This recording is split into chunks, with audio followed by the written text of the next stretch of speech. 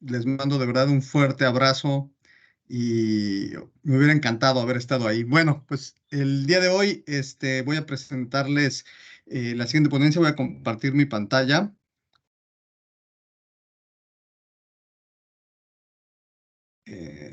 Inicio ahí. ¿Me indican si se ve bien, por favor? Sí, Sí, todo sí bien. se ve.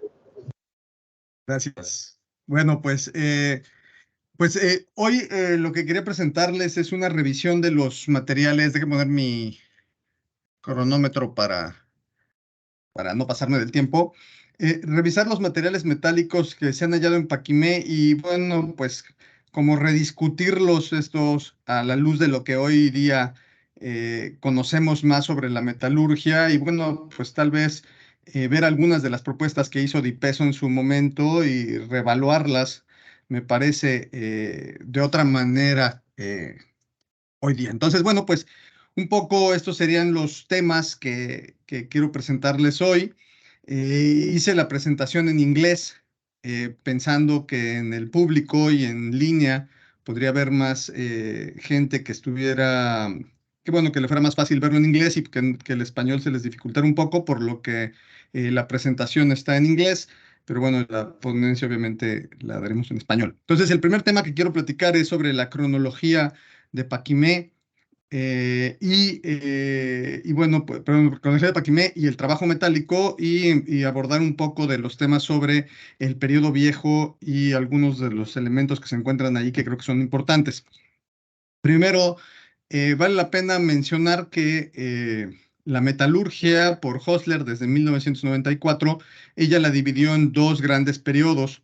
Un primer periodo que ya va más o menos del año 600 después de Cristo a cerca del 1300, 1200 después de Cristo, que llamó periodo uno, que bueno, es un periodo muy largo que yo propongo dividirlo al menos en dos y tal vez reevaluar mucho del inicio y del periodo 1, del surgimiento de la metalurgia.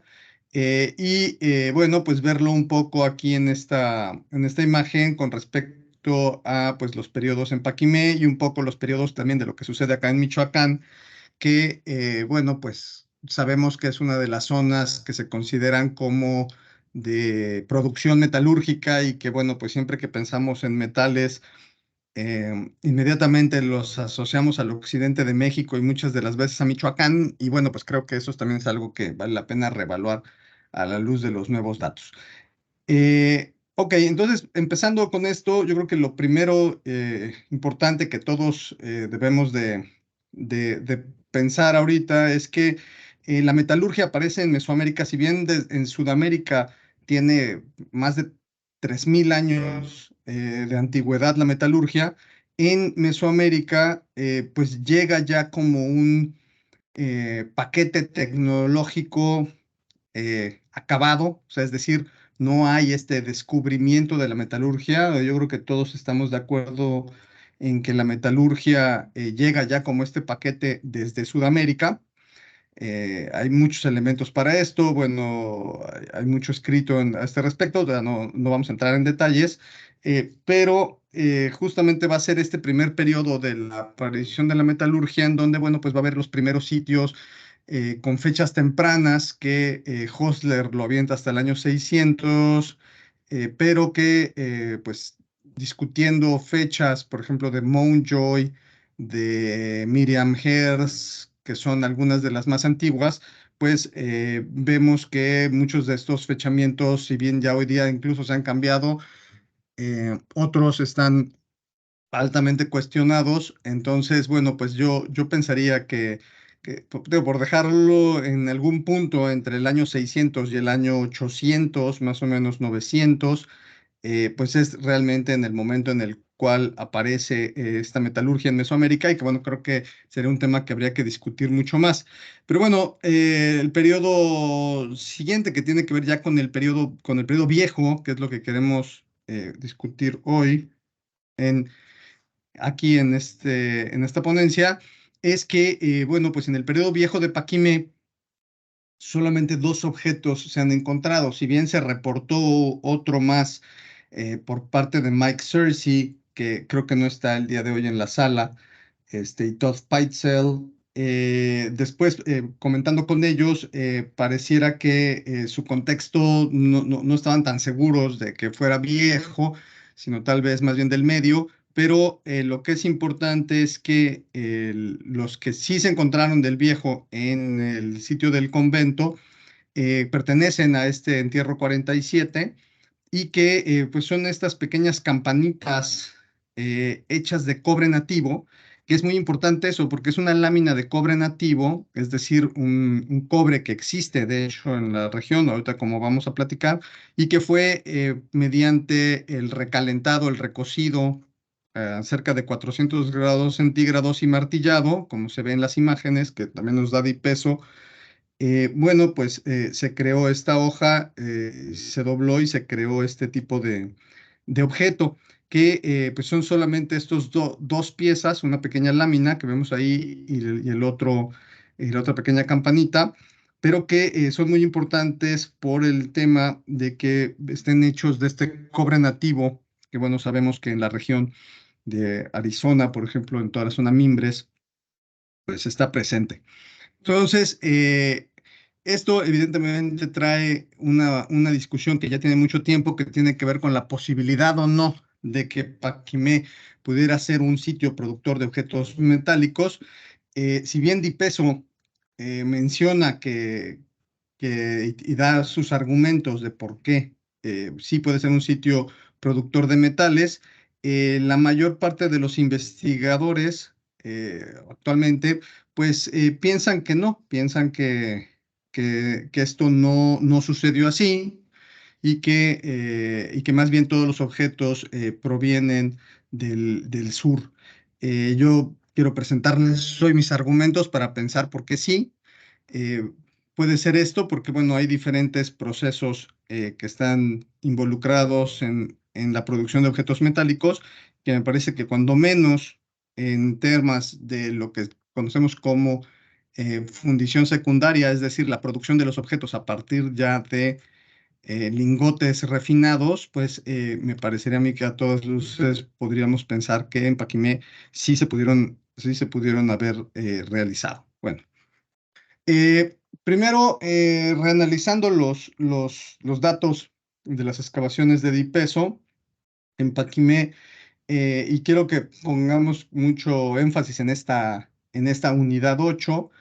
eh, pues en esta unidad 8 se encontró una buena cantidad de mena, de mineral, de cobre, tanto cuprita como malaquita. Ahí están los pesos y si se dan cuenta, bueno, pues es una cantidad nada despreciable, que alguna de esas está ahí en la bodega del propio museo, ¿no? Actualmente.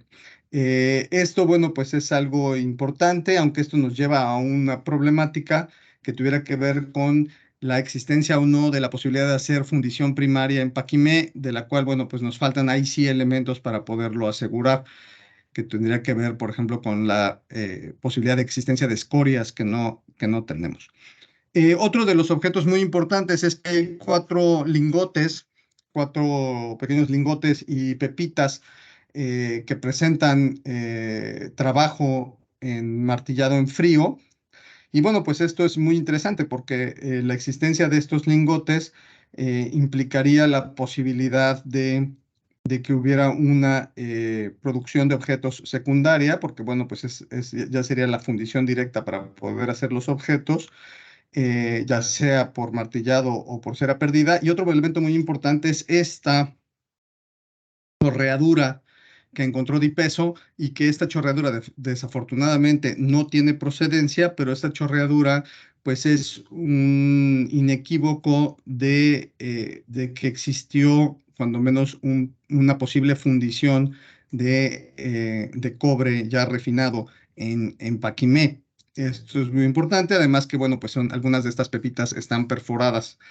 Eh, bueno, si nos vamos ya a los materiales que se encuentran en el periodo medio, bueno, pues primero tenemos Obviamente los más famosos, que son pues todas estas suerte de cascabeles, ¿no? Estos 688 piezas de cobre que se encontraron en Paquimé, y que bueno, pues ahí está el plano que nos da Dipeso, y luego pues mi plano mucho menos bonito, hecho en el SIG, con los elementos de cobre que tenemos registrados hasta ahora en un proyecto que estamos haciendo con Ben Nelson en ASU e INA para analizar las conexiones entre el suroeste de Estados Unidos y México, y bueno, todos diferentes elementos, pero esto es solamente la parte referente al cobre.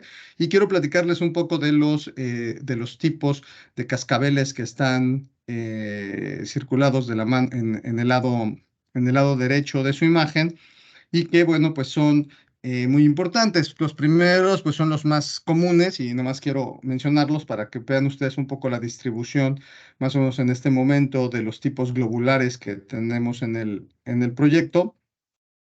Estos tipos 1A, globulares que vemos del lado izquierdo, y los tipos 1C, piriformes, del lado derecho, y que, bueno, pues como vemos, están muy distribuidos a lo largo del occidente, el norte y adentro del suroeste de los Estados Unidos.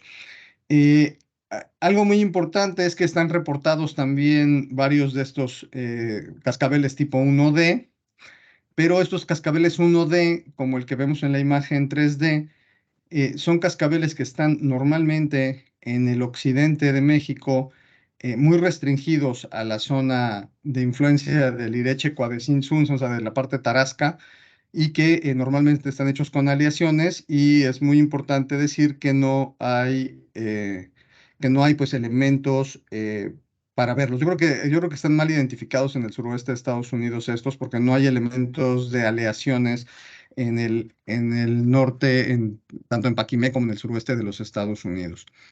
Eh, Uno de los elementos más importantes, sin duda, que tiene que ver con esta cuestión es la existencia de estos cascabeles del tipo 1A5, ¿no? Que son estos tipo Tlaloc, como les llamamos, que bueno, pues sabemos que en trincheras, ahí en la Loma de las Cremaciones, se encontraron un grupo de estos cascabeles que son muy importantes, pero vemos que tienen una distribución más amplia que nos lleva incluso hasta Black Ruin en Bupatki, aunque, bueno, pues ese cascabel desafortunadamente no he tenido la oportunidad de verlo todavía. En Gupatki tienen otro cascabel, ese que está ahí visto en la imagen, pero bueno, pareciera que este cascabel está en las bodegas del Northern Arizona University, ¿no? Y que, bueno, pues me encantaría poder revisar un día o tener alguna fotografía de esta imagen, que me parece que está en las bodegas. Bueno, pero este es algo muy importante porque nos está hablando justamente de este flujo, que estos sí probablemente vienen desde el occidente, o cuando menos esta imagen, o sea, este tipo de elementos, y que los tenemos muy presentes, sobre todo en la cuenca del río Tepalcatepec, donde tenemos muchos de estos cascabeles reportados. Otro de los cascabeles importantes a notar, que tendría que ver con estas conexiones entre el occidente, sí, y el norte, bueno, pues son definitivamente estos otros cascabeles de tortuga, ¿no? De estos tipos de tortuga, que pues el más famoso es este de Paquimé, que está expuesto en el Museo Nacional de Antropología e Historia, pero que si vemos es realmente un poco distinto a los cascabeles que están reportados tanto en el Smithsonian, como el que vemos ahí, como el que Lumholtz reporta y que está en el Museo de Nueva York, de naranja, y que, bueno, pues se encuentran algunos otros por ahí reportados. Por ejemplo, ese que se ve ahí en Durango, yo lo he buscado, no lo hemos encontrado otro tipo de cascabeles, pero no, ese pues no, realmente no está. Y que, bueno, pues, pero eso sí nos hablan también de una producción probablemente pues mucho más sureña. Eh, Revisando también todas las colecciones de cascabeles del suroeste de Estados Unidos, una cosa muy importante, bueno, pues tiene que ver con que, cuando menos en las colecciones que he podido revisar, como las del Arizona State Museum y de otros sitios arqueológicos, sobre todo de Arizona y de Nuevo México, Pues bueno, este es el tipo de cascabeles que se encuentran, salvo el cascabel de Mammoth de Arizona, el cual, bueno, pues sí es particular, aunque hay de estos en otros lugares. La gran mayoría son este tipo de cascabeles piriformes y globulares, que bueno, pues son los más comunes. Algo muy importante es que hacia el suroeste de Estados Unidos prácticamente no hay otro tipo de elementos metálicos más allá de los cascabeles. Y otra cosa que nos hemos dado cuenta en el análisis de los contextos es que en general los cascabeles en el norte, desde Paquimé, también los de trincheras, por supuesto, y los que se han encontrado generalmente en el suroeste de Estados Unidos que tienen procedencia, provienen de ofrendas más que lo que pasa en el sur, que los cascabeles están más bien asociados a entierros y son parte de los ajuares normalmente de los individuos que ahí fueron depositados. Entonces, bueno, ahí vemos, por supuesto, una diferencia muy importante en la manera en la que estos fueron depositados finalmente. Siguiendo con esto, más allá de los cascabeles, que es de lo que más se ha hablado y que bueno, hay trabajos muy importantes como el de Victoria Vargas, eh, me quiero centrar también en los objetos especiales, como dice Di Peso. Estos me parece que son una clave para poder entender. Si nomás analizáramos los objetos como los cascabeles, pues sí podríamos sostener claramente que difícilmente podríamos asumir que Paquimé pudo haber tenido producción de objetos metálicos, pero sí vamos a ver los objetos especiales que se encontraron, que son estos, eh, que son 573 objetos que están divididos en pues todos estos elementos, ¿no? En láminas, en agujas, en discos, en punzones, en de estos cascabeles, en estos conical tinklers, o sea, estas pequeñas campanitas, eh, pequeñas mosaicos, escudos, narigueras, brazaletes, este bezel, que nunca he sabido muy bien cómo traducirlo, que es como un bisel, se traduciría, pero es un objeto muy especial, alambres, que también son conocidos, hachas, que ahorita vamos a ver, y botones. Eh, si vemos uno de los objetos importantes que se encuentran en Paquimé, y la mayoría de ellos son estas cuentas circulares, las cuales no son muy comunes fuera de la zona de Paquimé. Y bueno, es aquí la gran mayoría, todas están hechas por martillado en frío. Y bueno, pues esto realmente es algo importante de ver.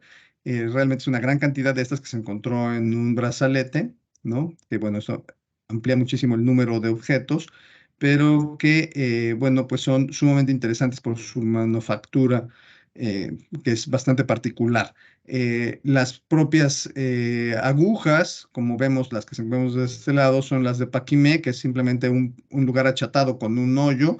Hay algunas de estas similares en algunos lugares del occidente de México, pero la mayoría son como las que vemos en la otra imagen, que tienen una manera mucho más sofisticada para hacer el arillo que no se encuentran en Paquimé. Otros de los objetos, bueno, pues son los discos metálicos, que bueno, pues también tenemos asociados a la parte de Aztatlán, ¿no? Habría que ver justamente Mike Matthewitz, por ahí anda Mike, creo, y bueno, pues seguramente él habló de toda esta importancia que tiene que verlo con lo Aztatlán, con la parte de Paquimé, con lo cual yo concuerdo en mucho, y ahorita lo vamos a ver en el modelo, y por eso, bueno, traje esta imagen a colación. Este vessel, o este bisel, bueno, pues es un tubo de cobre enrollado que tiene teseras de turquesa, o sea, es un objeto único. Este objeto no existe en ningún otro lado, como la nariguera esta, que es una lámina doblada, que reporta también dipeso. Esos son objetos que no existen en otros lugares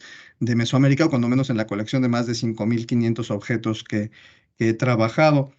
Este es otro de los elementos más importantes, digo, más allá de las hachas y estas cosas que ahorita vamos a ver, pero las hachas que normalmente encontramos en el resto de Mesoamérica son hachas que se hacen en moldes abiertos.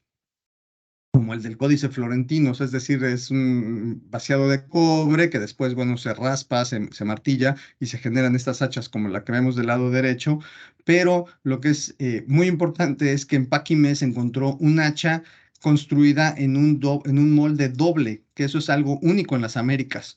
O sea, no hay otra cosa así, es un hacha de garganta además.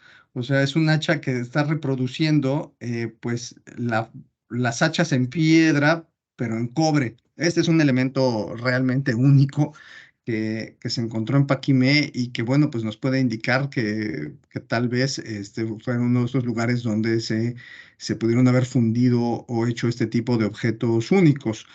Eh, un poco para seguir y para no pasarme del tiempo, eh, algo que hemos estado sobre todo trabajando más intensamente en los últimos años ha sido el de hacer un análisis de los objetos metálicos. En este caso voy a presentarles solamente el de los cascabeles. Es un trabajo que está en proceso, muy reciente, que estamos llevando a cabo como parte del proyecto de conexiones, pero que lo realizamos con el laboratorio del Instituto de Ciencias y Tecnología Aplicada de la UNAM, con el doctor Alfonso Gastelum, y que, bueno, pues estamos generando un software que queremos que sea de uso libre, en donde, bueno, pues todos podamos subir o utilizar con bases de datos que creemos y poder hacer mapas de distribución con redes, o teoría de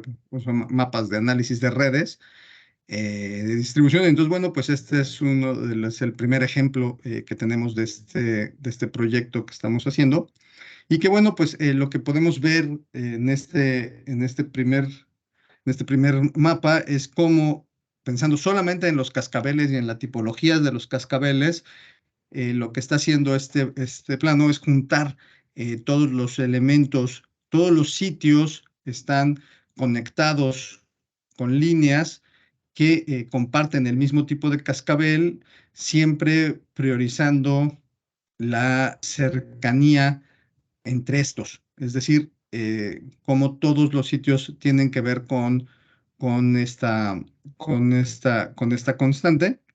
Y si vemos, evidentemente hay pocos datos en algunas zonas, pero lo que es muy importante es que vemos que la parte de la costa, y justo tiene que ver con esta expansión hasta Atlán, bueno, pues más allá del occidente, donde hay toda una densa maraña de conexiones, aunque vemos que está mucho más concentrado hacia el sur, en la zona justamente de Michoacán, vemos que todas las líneas, prácticamente todas las líneas, generan una conexión directa entre la parte del occidente y Paquimé, y después de Paquimé básicamente se empiezan a distribuir el resto de las conexiones en el suroeste. Es muy importante recalcar que Paquimé es el lugar que tiene la mayor variabilidad de objetos de cobre de todo el norte, ¿no? Los demás sitios tienen una variabilidad muchísimo menor de objetos, lo cual, bueno, pues más allá de las cantidades y todo, lo hace único y que, bueno, creo que este plano que acabamos de producir, de hecho, nos llegó apenas lo estábamos haciendo en estos días, y bueno, pues a mí me sorprende, bueno, no, me sorprende, más bien me confirma como estas ideas intuitivas que, bueno, que existen desde hace mucho tiempo, pero cómo, bueno, pues las conexiones y la distribución o la llegada de todos estos objetos o la interacción de estos objetos, bueno, pues tiene que ver con esta parte. Eh, Aquí podemos ver un análisis mucho más cercano de estas conexiones, pero lo que llama mucho la atención también, y me imagino que fue lo que presentaron tanto Meredith, que no sé si también está en la sala, y Jacob Seding, que también está trabajando las cuestiones genéticas. Bueno, pues es que estos planos que hemos estado trabajando, pues también, sobre todo con Jacob, pues se nos empatan muchísimo con este último de los objetos que hemos estado viendo y que, bueno, pues creo yo que vale la pena profundizar, ¿no? en esta investigación. Bueno, y ya para cerrar, pues una de las cuestiones que veo como muy importantes es que si nosotros analizamos las tablas que nos da DIPESO y vemos las diferentes cantidades de objetos, las densidades, etcétera, pues nosotros vemos que esta unidad 8 de la que hablamos hace un ratito, pues es una cuestión muy importante. O sea, primero valdría la pena ver que el 81% de los objetos que se encontraron en Paquimé son objetos que son martillados. Es decir, son objetos eh, que habría que analizarlos, ¿no? Por supuesto, a otra luz, pero que son objetos que pues pudieron haber sido realizados por esta técnica que, bueno, implica otro tipo de conocimiento tecnológico para llevar a cabo cuando solamente el 16% de estos son objetos fundidos, ¿no? A la cera perdida. Entonces, bueno, pues ahí hay un primer elemento que habría que pensar. Y el segundo elemento, bueno, pues como les decía, esta unidad 8 es muy importante porque esta unidad 8, eh, si bien concentra el 34% de los objetos y entre ellos también hemos comentado que se encontraban los minerales, ¿no? Esta unidad 8 de Paquimé posee el 67% de la diversidad de las formas de objetos.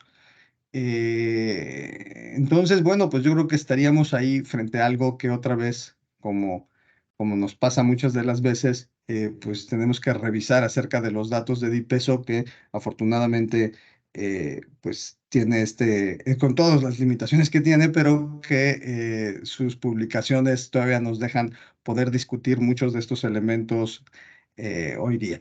Y bueno, pues con esto yo cerraría y agradecerles una vez más la paciencia, porque además ya estamos en la última presentación, pues ya muy tarde.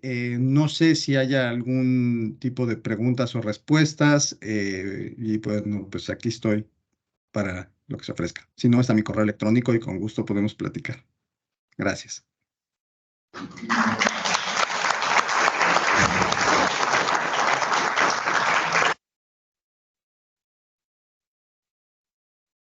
Muchas gracias, doctor Punzo. Gracias por compartir ese conocimiento. Preguntarle por allá, Elías, algún comentario, alguna pregunta que tengan por allá.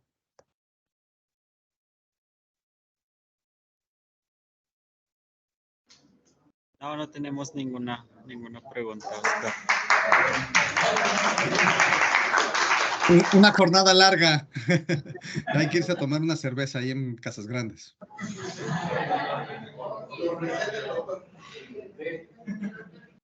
Correcto, correcto.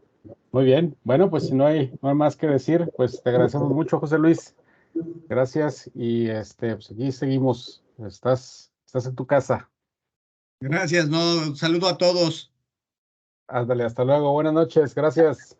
Hasta luego, chao. Chao. Gracias.